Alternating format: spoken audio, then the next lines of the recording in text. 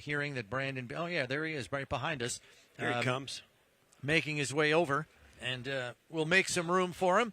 Have a seat. Good to see you. Good to see you, Brandon. How we doing? No, we're live. Yeah, we're It's live. okay. You're doing the old Collinsworth slide into the set here. I love it. So well done. Thanks for coming in. Yeah, glad to do it. I was just saying that a little bit of a chance before the players start to arrive en masse. A little bit of a fraternizing. You get a chance to say hi to guys, kind of just a minute to catch your breath before you start doing personal interviews, getting medical interviews, watching the workouts. A little bit of okay, here we go kind of thing. Yeah, it's good.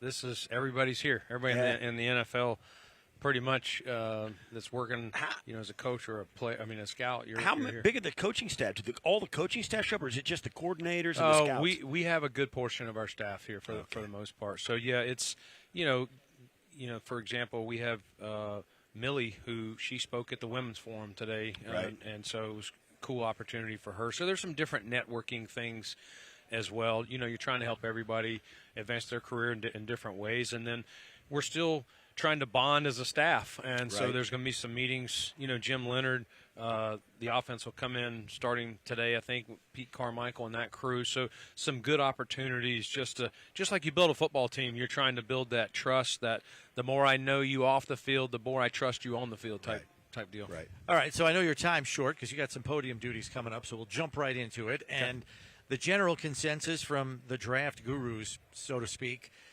said the class is said to be deep at edge rusher, receiver, linebacker, and corner. I know there's a lot of older players in here, some of the COVID leftovers, 24, 25-year-olds even.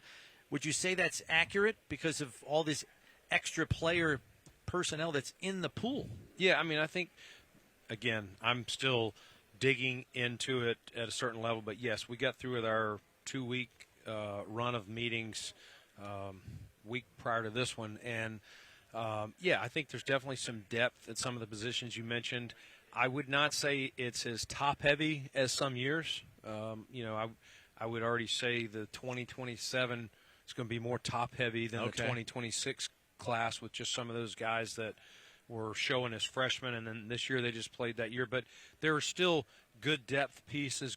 There'll be plenty of opportunities. I don't know at this point how many. I know I always get asked how many first-round grades you have and things like that. But it's been a good class. We actually started our interviews last night with some of the defensive players, so it was great to get some of them Some of them were on the board. Some of them were watching film with. Mm-hmm. That's kind of that first exposure to some. So it was good, and we've got a whole slate again tonight. So maybe some value there. Late day 2, early day 3. Yes. That you might be able to find out of this class. Yes, I definitely think there will be players day 2 and day 3 that can help us in various roles, whether it's compete for a start, a really good backup, whatever it can be. But and listen, we'll find good players with that first round pick as well. You just don't know if you're technically going to be selecting out of your first round yet. Exactly. It's kind of early to know that. Yeah. So you were talking about players. This is all about players we don't have on the roster yet. You got some guys back on the roster yesterday. Alec Anderson, Federian Mathis. Give us a little insight as to what the plan is with Dalton Kincaid. When are you going to move on that? What's the communication been like? What are your plans for guys that are on the roster? And you kind of get fifth-year options kind of guys. Yeah. Dalton, he's one of those ones, as I think I mentioned in one of my media sessions since the year, but we would at the right time we'll knock that out at some point this spring. The production that our offense has with him on the field, like I said, I think I figured it up this season. It was like 7.1 points more the games he started versus the 5 that he missed. And so sometimes that's not always in production. I don't remember the production in the games, every game, but just him being out there, the asset that he brings, the dimension that the defense has to defend. Our number one thing with Dalton is to see if we can get him in a healthier fashion this year so that we don't have to, A, miss games, and then, B, limit how much he's playing. So and he's been very intentional about that as well, and so that'll be kind of the plan. But, yes, we at some point we'll definitely pick up his 5th year. Knowing, Brandon, that there were 10 head coaching changes this offseason, which tied a record for the most ever in the history of the league. I think it happened only 4 other times that there were 10 head coaching changes. There's also going to be scheme changes across the league, including Buffalo with your defense. Do you think that can help generate a more robust trade market? Because there might be some teams that conceivably have players that no longer fit the new scheme they're adopting. Could that lead to a more robust trade market, you think? 10 coaches change. I mean, there's a lot of changes going on. There's definitely a lot of changes, and people just like us are figuring out, or you're talking through your roster with the new coaches that are coming on here, getting their opinion, their assessment. Obviously, you're talking scheme change as well. So it's first off their assessment as a player. Do we see player X with the same skill set as you, the coach that was coaching in Denver or wherever you came from? And then next is, all right, how would you use them? How do you think they best fit going forward? Or do you feel like, man, that guy, for the money you're paying him, I don't know if I'll get the use out of him. And so those are some of the tough conversations you have to have. I like the player, but I don't know if I'm going to get, I'm just making it up, $10 million out of this player. I want you to know that, and so those are the hard conversations that we've started having and that we'll continue to have. And that you felt like you really attacked the defensive line last year. You drafted 3 guys, signed 3 guys in free agency. Now you're flipping the whole thing over. Could we see a similar emphasis like that this year? Yeah. I mean, listen, we're not going to – we didn't go into the draft and say – what I remember about last year's draft was we felt like it was deep at positions that we had some needs on the defensive side.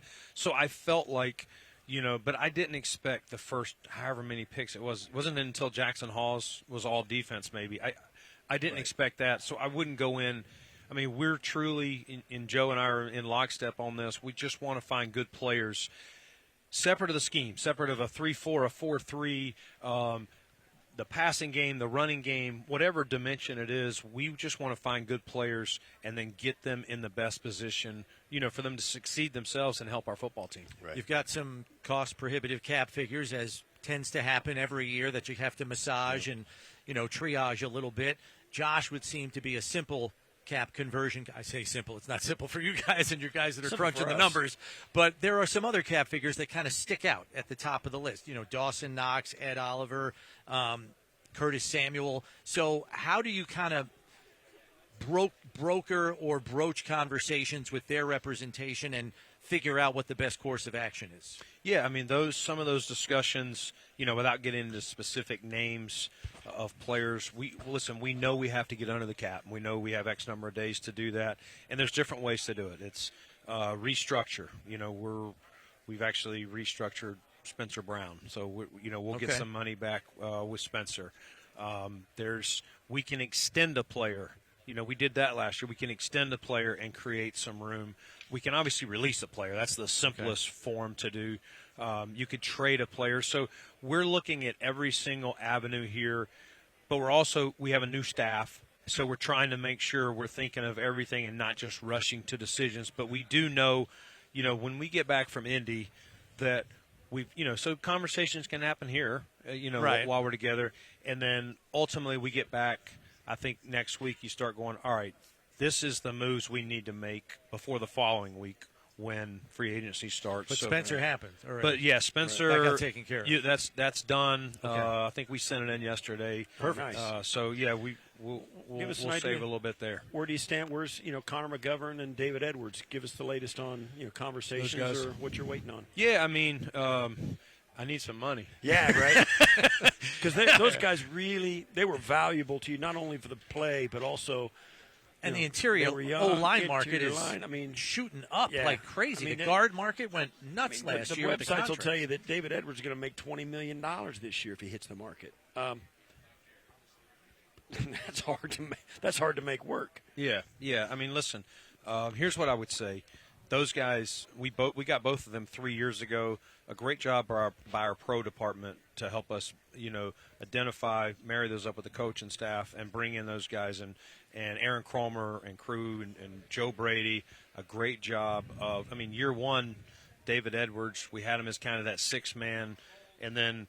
We knew when we signed Connor he was a potential move to center at the right time. We didn't know if it was year one or year two with where we were with Mitch. Right. But a credit to everyone involved of how those two guys panned out for us the last 3 seasons. And I want to thank both those guys for what they've done for us.